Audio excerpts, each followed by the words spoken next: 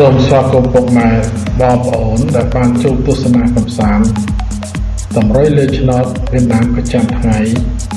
តាមរយៈ Channel តម្រុយលេខឆ្នោតវៀតណាមការ៉េ7របស់ខ្ញុំបាទសូមពុកម៉ែបងប្អូនមេត្តាជួយចុច Like Subscribe Channel របស់ខ្ញុំបាទដើម្បីទទួលបាននូវតម្រុយឆ្នោត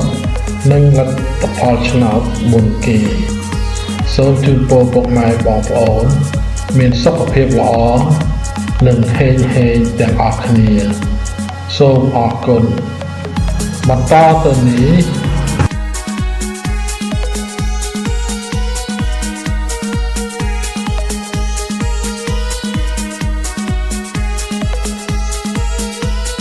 បាទជំរាបសួរបាទនេះគឺជាតម្រុយឆ្នោតវៀតណាមប្រចាំថ្ងៃទី7ខែ5 2026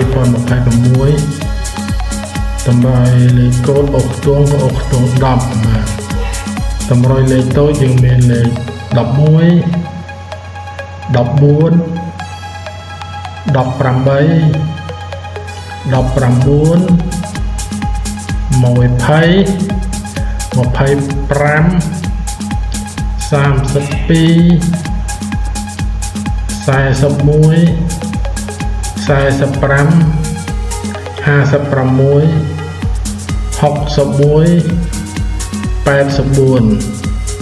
18 រីឯតម្រុយលេខធំមាន166និង174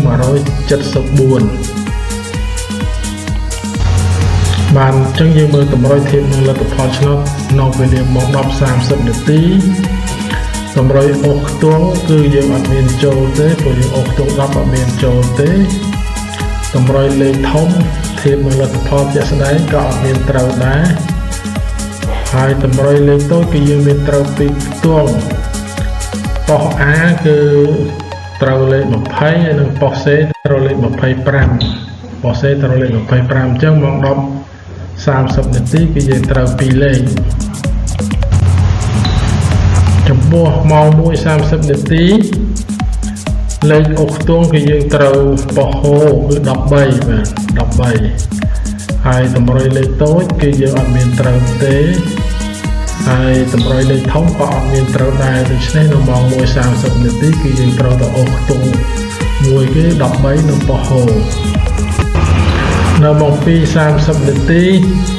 តម្រុយអុកខ្ទង់ក៏អត់ត្រូវតម្រុយលេខតូចក៏អត់ត្រូវនិងតម្រុយលេខធំក៏អត់ត្រូវដែរនៅម៉ោង 4:30 នាទីបាទម៉ោង 4:30 នាទីគឺតម្រុយអុកខ្ទង់10គឺយើងត្រូវ2ប៉ុសគឺប៉ុសហូចេញ13និងប៉ុស C ចេញ12ចឹងតម្រុយលេខតូចយើងអត់មានត្រូវហើយនឹងលេខធំអត់ត្រូវទេអញ្ចឹងយើងត្រូវតែអុកខ្ទង់10ទេលេខអុកត្រូវពីលេខបាទនៅម៉ោង 6:30 នាទីអុកខ្ទង់10គឺយើងមានចូលប៉ុស A 15ប៉ុស B 14បាទប៉ុស B 14ហើយនិងប៉ុស D 10បាទអញ្ចឹងបើយើងមើលតម្រុយតូចដែលត្រូវចាក់ត្រូវលេខគឺមាន2លេខគឺ14ប៉ុស B ចេញ14ហើយនឹង45ប៉ុស A បាទអញ្ចឹងនៅ 6:30 នាទីនេះគឺយើងត្រូវអុកខ្ទង់ក៏ត្រូវហើយលេខតូចលេខបុកនឹងក៏ត្រូវដែរនៅម៉ោង 7:30 នាទីបាទគឺតម្រុយអុកខ្ទង់10គឺអត់មានចូលទេហើយតម្រុយលេខធំក៏អត់មានចូលដែរហើយប៉ុន្តែតម្រុយលេខតូចរបស់យើងគឺត្រូវ2ខ្ទង់ត្រូវ A 30ប៉ុស A គឺចេញ32ហើយនិងប៉ុស C ចេញ84ចឹងនៅម៉ោង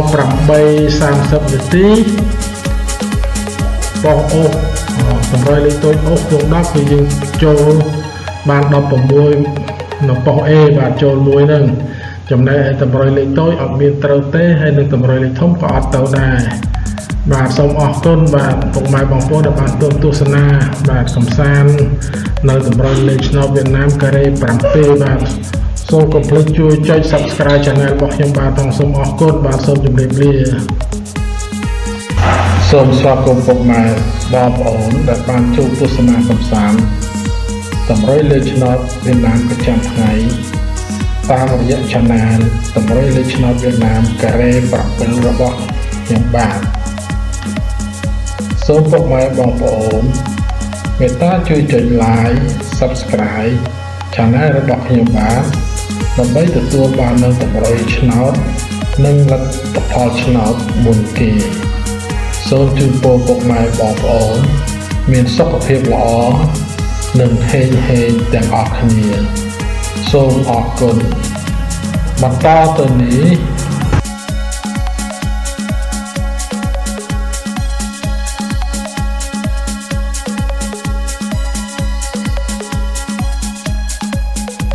បាទជំរាបសួរបាទនេះគឺជា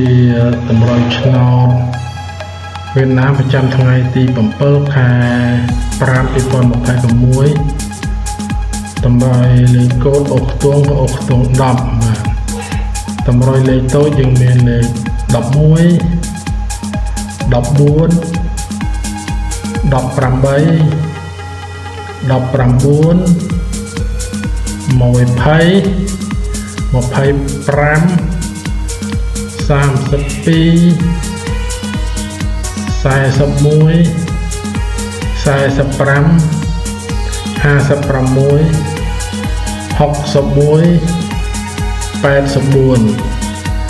រីឯតម្រុយលេខធំមាន166និង174បានអញ្ចឹងយើងមើលតម្រុយធៀបនឹងលទ្ធផលឆ្នោតនៅវេលាម៉ោង 10:30 នាទីតម្រុយអុកខ្ទង់គឺយើងអត់មានចូលទេព្រោះយើងអុកខ្ទង់10អត់មានចូលទេតម្រុយលេខធំធៀបនឹងលទ្ធផលជាក់ស្ដែងក៏អត់មានត្រូវដែរហើយតម្រុយលេខតូចគឺយើងមានត្រូវ2ខ្ទង់ប៉ុស A គឺត្រូវលេខ20ហើយនិងប៉ុស C ត្រូវលេខ25ប៉ុស C ត្រូវលេខ25អញ្ចឹងម៉ោង 10:30 នាទីគឺយើងត្រូវ2លេខចំពោះម៉ោង 1:30 នាទីលេខអុកខ្ទង់គឺយើងត្រូវប៉ុសហូគឺ13បាទ13ហើយតម្រុយលេខតូចគឺយើងអត់មានត្រូវទេហើយតម្រុយលេខធំក៏អត់មានត្រូវដែរដូច្នេះនៅម៉ោង 1:30 នាទីគឺយើងត្រូវទៅអុកខ្ទង់មួយគឺ13នៅប៉ុសហូនៅម៉ោង 2:30 នាទីតម្រុយអុកខ្ទង់ក៏អត់ត្រូវតម្រុយលេខតូចក៏អត់ត្រូវនិងតម្រុយលេខធំក៏អត់ត្រូវដែរនៅម៉ោង 4:30 នាទីបាទម៉ោង 4:30 នាទីគឺតម្រុយអុកខ្ទង់10គឺយើងត្រូវ2ប៉ុសគឺប៉ុសហូចេញ13និងប៉ុស C ចេញ12ចឹងតម្រុយលេខតូចយើងអត់មានត្រូវហើយនឹងលេខធំអត់ត្រូវទេអញ្ចឹងយើងត្រូវតែអុកខ្ទង់10ទេលេខអុកនោះត្រូវ2លេខ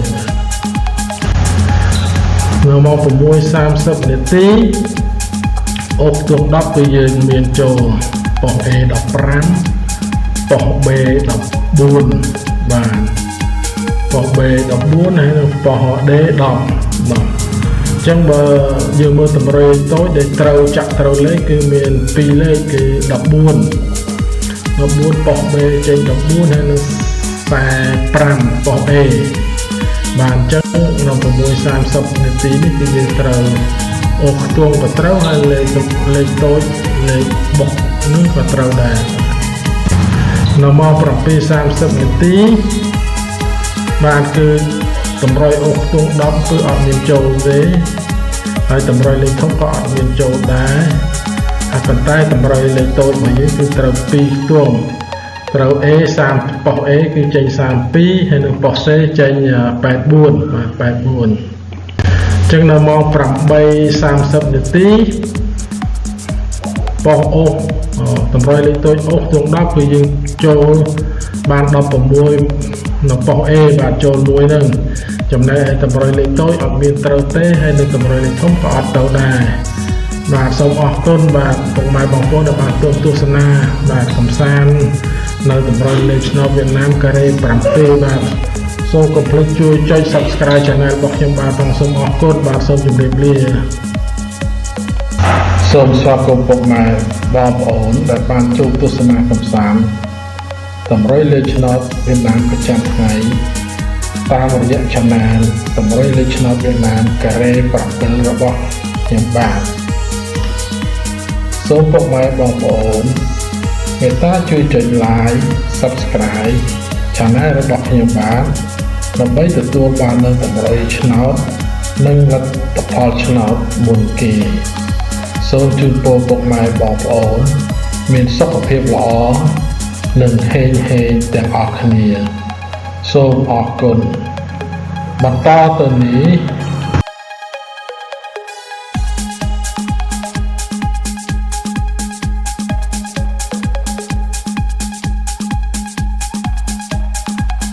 បាទជំរាបសួរបាទនេះគឺជាតម្រុយឆ្នោតវៀតណាមប្រចាំថ្ងៃទី7 ខែ 5 2026តម្រុយលេខកូដអុកខ្ទង់ក៏អុកខ្ទង់10បាទតម្រុយលេខតូចយើងមានលេខ11 14 18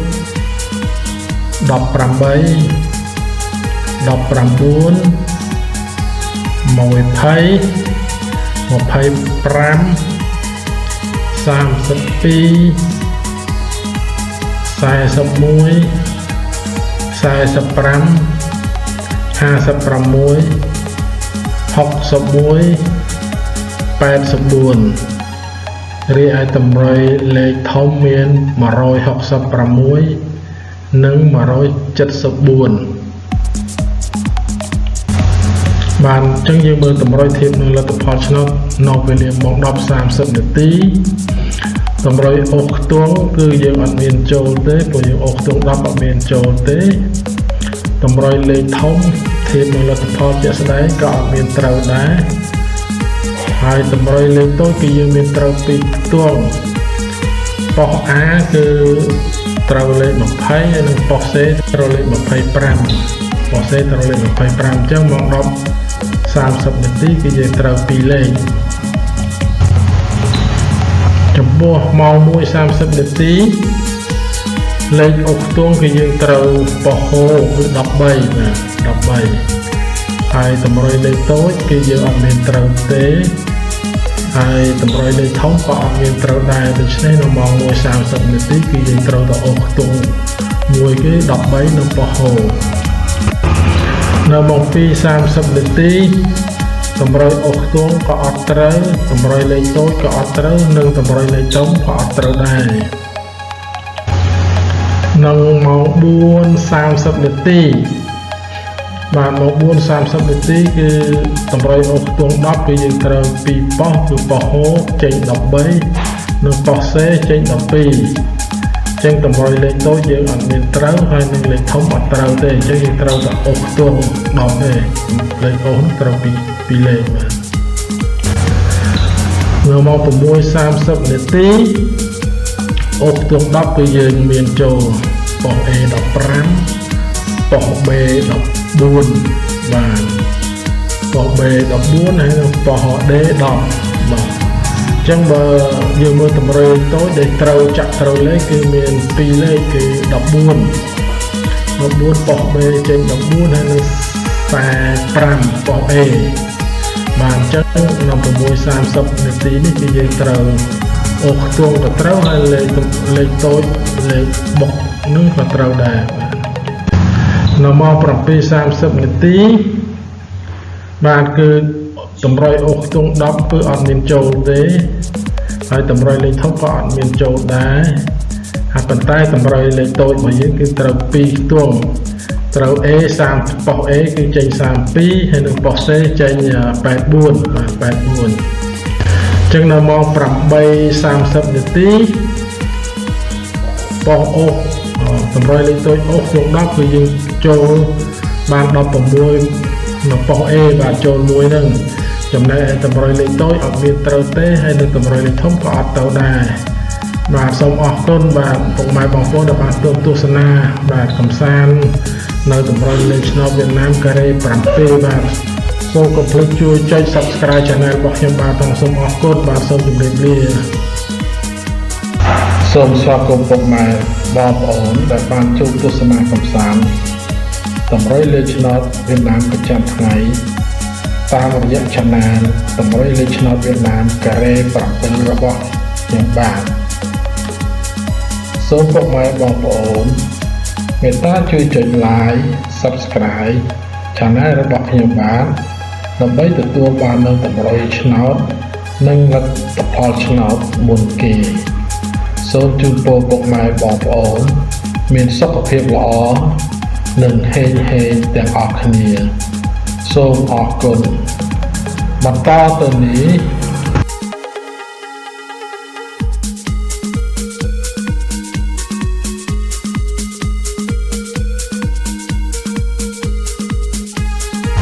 បាទជំរាបសួរបាទនេះគឺជាតម្រុយឆ្នោតវៀតណាមប្រចាំថ្ងៃទី7ខែ5 2026តម្រុយលេខកូដអុកខ្ទង់ក៏អុកខ្ទង់10បាទតម្រុយលេខតូចយើងមានលេខ11 14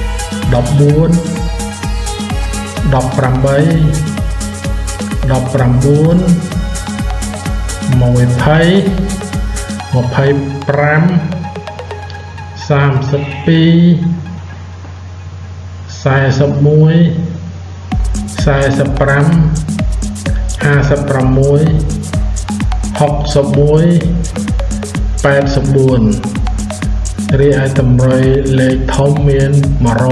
166និង174បានអញ្ចឹងយើងមើលតម្រុយធៀបនឹងលទ្ធផលឆ្នោតនៅវេលាម៉ោង 10:30 នាទីតម្រុយអុកខ្ទង់គឺយើងអត់មានចូលទេព្រោះយើងអុកខ្ទង់10អត់មានចូលទេតម្រុយលេខធំធៀបនឹងលទ្ធផលជាក់ស្ដែងក៏អត់មានត្រូវដែរហើយតម្រុយលេខតូចគឺយើងមានត្រូវពីខ្ទង់ប៉ុស A គឺត្រូវលេខ20ហើយនិងប៉ុស C ត្រូវលេខ25ប៉ុស C ត្រូវលេខ25អញ្ចឹងម៉ោង 10:30 នាទីគឺយើងត្រូវ2លេខចំពោះម៉ោង 1:30 នាទីលេខអុកខ្ទង់គឺយើងត្រូវប៉ុស O គឺ13បាទ13ហើយតម្រុយលេខតូចគឺយើងអត់មានត្រូវទេហើយតម្រុយលេខធំក៏អត់មានត្រូវដែរដូច្នេះនៅម៉ោង 1:30 នាទីគឺយើងត្រូវទៅអុកខ្ទង់មួយគេ13នៅប៉ុស O នៅម៉ោង 2:30 នាទីតម្រុយអុកខ្ទង់ក៏អត់ត្រូវតម្រុយលេខតូចក៏អត់ត្រូវនិងតម្រុយលេខធំក៏អត់ត្រូវដែរនៅម៉ោង 4:30 នាទីបាទម៉ោង 4:30 នាទីគឺតម្រុយអុកខ្ទង់10គឺយើងត្រូវ2ប៉ុសគឺប៉ុស O ចេញ13និងប៉ុស C ចេញ12ចេញតម្រុយលេខតូចយើងអត់មានត្រូវហើយនឹងលេខធំអត់ត្រូវទេអញ្ចឹងយើងត្រូវតែអុកខ្ទង់10ទេលេខ O ត្រូវពីលេខនៅម៉ោង 6:30 នាទីអុកខ្ទង់10គឺយើងមានចូលប៉ុស A 15ប៉ុស B 14បាទប៉ុស B 14ហើយនិងប៉ុស D 10បាទអញ្ចឹងបើយើងមើលតម្រុយតូចដែលត្រូវចាក់ត្រូវលេខគឺមាន2លេខគឺ14ប៉ុស B ចេញ14ហើយនិង45ប៉ុស A បាទអញ្ចឹងនៅ 6:30 នាទីនេះគឺយើងត្រូវអុកខ្ទង់ក៏ត្រូវហើយលេខតូចលេខបុកនឹងក៏ត្រូវដែរបាទនៅម៉ោង 7:30 នាទីបាទគឺតម្រុយអុកខ្ទង់10គឺអត់មានចូលទេហើយតម្រុយលេខធំក៏អត់មានចូលដែរហើយប៉ុន្តែតម្រុយលេខតូចរបស់យើងគឺត្រូវ2ខ្ទង់ត្រូវ A 30ប៉ុស A គឺចេញ32ហើយនិងប៉ុស C ចេញ84បាទ84អញ្ចឹងនៅម៉ោង 8:30 នាទីប៉ុស O តម្រុយលេខតូចអុកខ្ទង់10គឺយើងចូលបាន16នៅប៉ុស A បាទចូលមួយហ្នឹងចំណែកឯតម្រុយលេខតូចអត់មានត្រូវទេហើយនឹងតម្រុយលេខធំក៏អត់ត្រូវដែរបាទសូមអរគុណបាទពុកម៉ែបងប្អូនដែលបានទស្សនាបាទកំសាន្តនៅតម្រុយលេខឆ្នោតវៀតណាមការ៉េ7បាទសូមកុំភ្លេចជួយចុច Subscribe Channel របស់ខ្ញុំបាទសូមអរគុណបាទសូមជម្រាបលាសូមស្វាគមន៍ពុកម៉ែបងប្អូនដែលបានចូលទស្សនាកំសាន្តតម្រុយលេខឆ្នោតវៀតណាមប្រចាំថ្ងៃតាមរយៈ Channel តម្រុយលេខឆ្នោតវៀតណាមការ៉េ7របស់ខ្ញុំបាទសូមពុកម៉ែបងប្អូន មេត្តាជួយចុច like subscribe channel របស់ខ្ញុំបានដើម្បីទទួលបាននូវតម្រុយឆ្នោតនិងលទ្ធផលឆ្នោតមុនគេសូមជូនពរពុកម៉ែបងប្អូនមានសុខភាពល្អនិងហេងទាំងអស់គ្នាសូមអរគុណបន្តទៅនេះ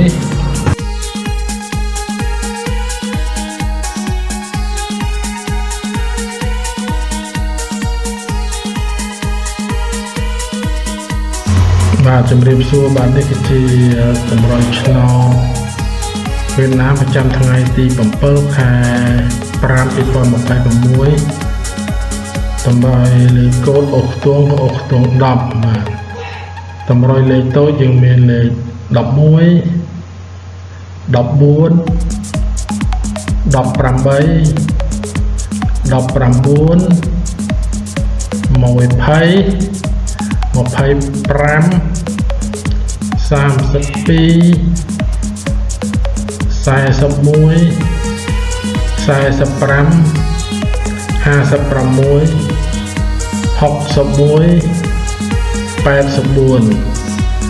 រីឯតម្រុយលេខធំមាន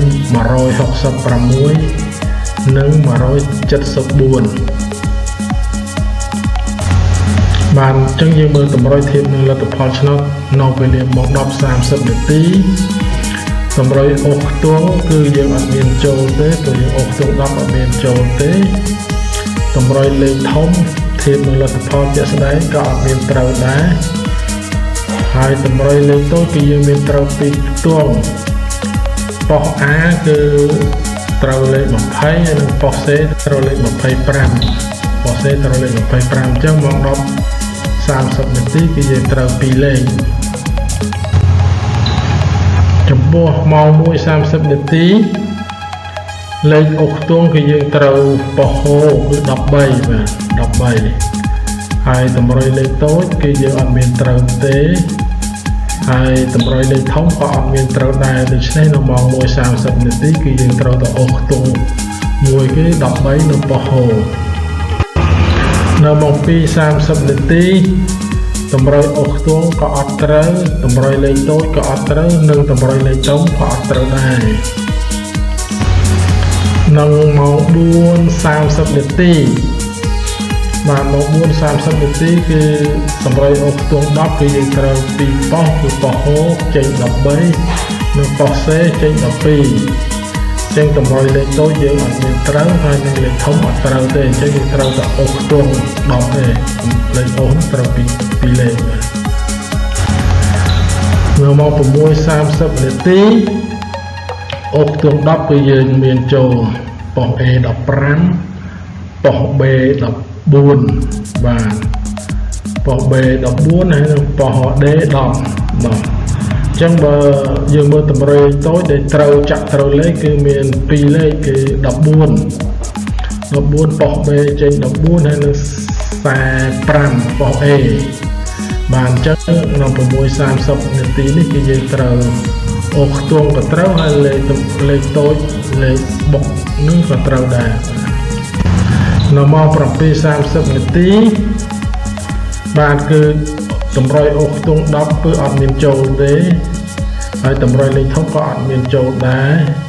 ហើយប៉ុន្តែតម្រុយលេខតូចរបស់យើងគឺត្រូវ2ខ្ទង់